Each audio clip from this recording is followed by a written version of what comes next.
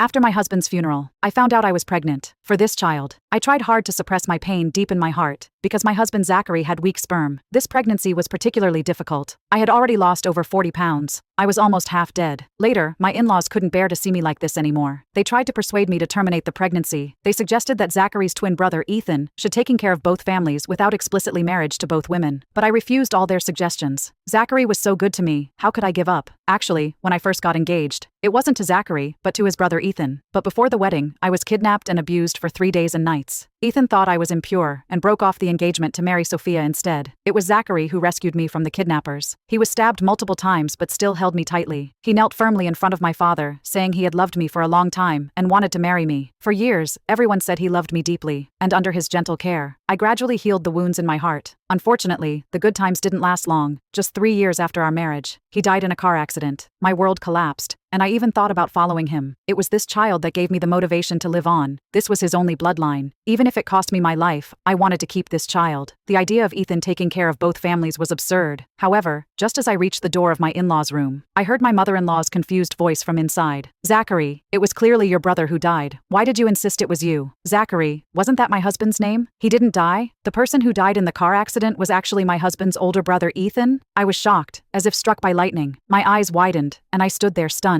How could this be possible? I shook my head hard, thinking I must be hallucinating. But the next second, I heard a man's voice from inside. "Mom, don't let Sophia know about this. She's always been weak and sickly, with a bad heart. If she knew it was my brother who passed away, her body definitely couldn't take it." "Ethan, no, I should call him Zachary, my husband Zachary." He paused, then sighed and said, "Besides, the person I've always loved is Sophia. I only married Rachel to let Sophia be with my brother. Now, I've given Rachel a child, so I don't owe her anything anymore. In the future, I'll take care of Sophia for the rest of my life in place of my brother. Don't mention taking care of both families again. It'll only make Sophia sad and upset. Mom, I've suffered for 3 years, pretended for 3 years. I've had enough. Living with her is torture for me every day. Now that heaven has given me a chance to be with Sophia again, I don't want to give up this opportunity." They said some more things inside, but I couldn't hear anything anymore. I just felt cold all over. It felt like someone had stabbed me hard in the chest. The pain was unbearable. I stumbled back to my room. Only then did I realize that my whole body was shaking, and my face was already covered in tears. So, the person who died in the car accident wasn't my husband at all, but his brother Ethan. And Zachary's deep love and gentle care for me over these 3 years were all fake. The person he liked, from beginning to end, was the same as his brother. Only Sophia. Even the person who had me kidnapped back then was Zachary. The reason was simply to let Sophia marry Ethan. If they didn't want to marry me, they could have broken off the engagement openly. But they chose to ruin me instead. What's more ridiculous is that I actually treated this demon as my salvation, and I was even willing to risk my life to have his child. Although I had tried hard to calm my emotions, the hatred and anger in my heart still made my tears flow uncontrollably. The next day, I came downstairs with swollen red eyes and a pale face. I saw Zachary carefully taking care of Sophia's meal. The two of them were cuddling together, looking very intimate. From a distance, they really looked like a perfect couple. I clenched my fists. The pain in my palms made my mind clearer. Soon, Sophia noticed that I had come down. Seeing my miserable appearance, her eyes showed a hint of triumph. Then, as if to show off, she buried her head in Zachary's arms and acted coquettishly. As for Zachary, his heart was completely focused on Sophia. He was dedicated to taking care of her meal, and hadn't noticed my arrival. I lowered my eyes, looking at his doting smile toward Sophia. My heart was filled with mockery. This kind of doting was something I had never seen in these 3 years. I touched my belly and calmly sat down in the dining chair. Then I lowered my head and started eating. I picked the nutritious food to eat, forcing myself to eat more. I would terminate this pregnancy and take care of my own body, then make those who had hurt me pay the price double. After eating my fill, I wiped my mouth. Opposite me, Zachary had also finished attending to Sophia's meal. He finally had time to look up at me. "Sister-in-law, I know you're sad about Zachary's death, but I won't agree to take care of both families. My heart only has room for your sister-in-law, Sophia. It's impossible for me to give even a bit of my heart to you." How ironic. Then where did the child in my womb come from? I suppressed the bitterness and anger in my heart, no longer looking at this loving couple. I forced down my nausea and nodded. "Don't worry, the idea of taking care of both families is absurd. I wouldn't agree to it either." After hearing my words, Zachary turned his head and looked at me with some surprise. I looked up and saw my in-laws coming down from upstairs. They had also heard what I just said. They looked at my pale face and swollen eyes with pity. Since I married into the family, they had indeed treated me well. Their concern these days was also genuine. But when I thought about how Zachary had me kidnapped and abused for 3 days and nights, and they all knew about it, only keeping it from me alone, my feelings towards them became indescribably complex. I could no longer call them mom and dad. My mother-in-law probably remembered what Zachary had said yesterday and didn't try to persuade me further. Zachary and Sophia, who were sitting opposite, heard that I didn't agree to the idea of taking care of both families. They obviously relaxed, and their expressions improved. As for Zachary, his eyes looking at me became more complex. Hearing his mother's words, he also started to pretend to persuade me. Sister-in-law, mom is right. Zachary is gone. No matter how much you love him, you're now separated by life and death. There's no possibility between you anymore. You still have to live your life in the future. It's better to forget him early. It's good for both you and him. Fortunately, he left you a child, which is something to remember him by. In the future, without him, you can still live on with his child. For the sake of the child in your womb, you should be strong and move on early. Listening to Zachary's high-sounding words, I couldn't help but laugh coldly in my heart. The child? He still dreams that I would give birth to his child? What a delusion. I was filled with mockery in my heart, but on the surface, I pretended to be moved and went along with their words. You're right. I thought about it all night last night, and I've understood. Before, I was indeed stuck in a rut, making you all worry. Moreover, since Zachary was born with weak sperm, and this pregnancy is so difficult, it must be heaven's will, destining him to have no descendants in this life. So I want to follow heaven's will and listen to your advice. Terminate this pregnancy, let him go completely, remarry, and start a new life.